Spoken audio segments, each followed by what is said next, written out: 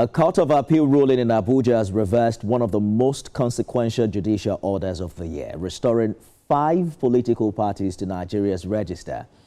Here's the full story, from the ruling itself to the crisis that produced it and what it means heading into 2027.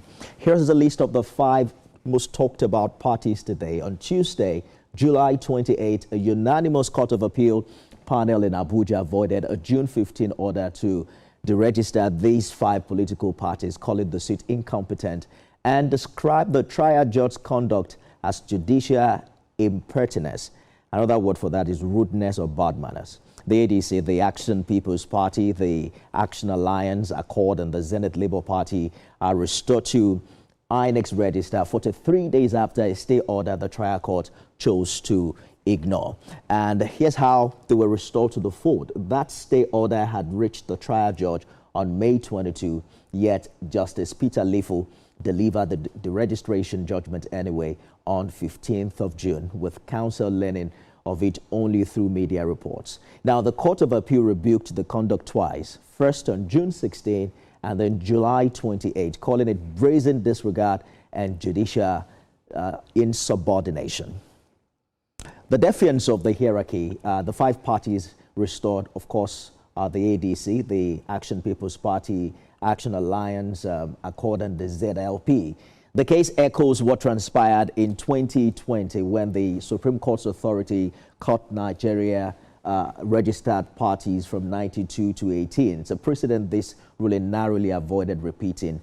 The registration itself, you understand, remains constitutionally valid, but this attempt failed on procedural and evidential grounds.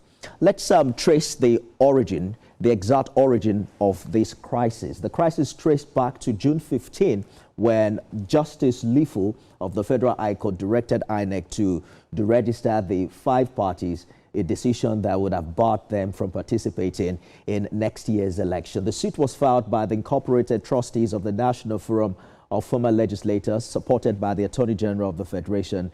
INEC, as a matter of fact, opposed the case throughout, and the court disregarded evidence, including certificates of return for 3 ADC lawmakers from Kogi State.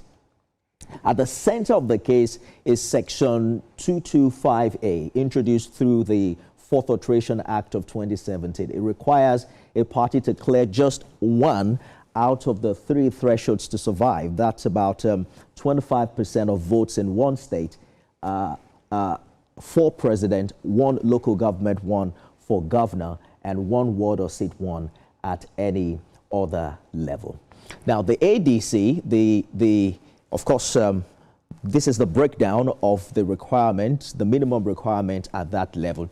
And interestingly, the ADC has fought on 2 other fronts. The Federal High Court dismissing a rival leadership suit, affirming David Mark and Ralph Eregbeshola as chairman and secretary. But a split appellate ruling on July 13 restrained Mark's caretaker committees from organizing state congresses. The reversal avoids a forced 2-horse race between the APC and the NDC, and this is given life to ADC, a judicially validated national leadership. Section 225A remains law, and the ban on state congresses perhaps might still delay the party's grassroots readiness, but we'll be here to watch out how all of that play out. But for the ADC's place on the 2027 ballot, it's safe to say that is now settled. I'm joined now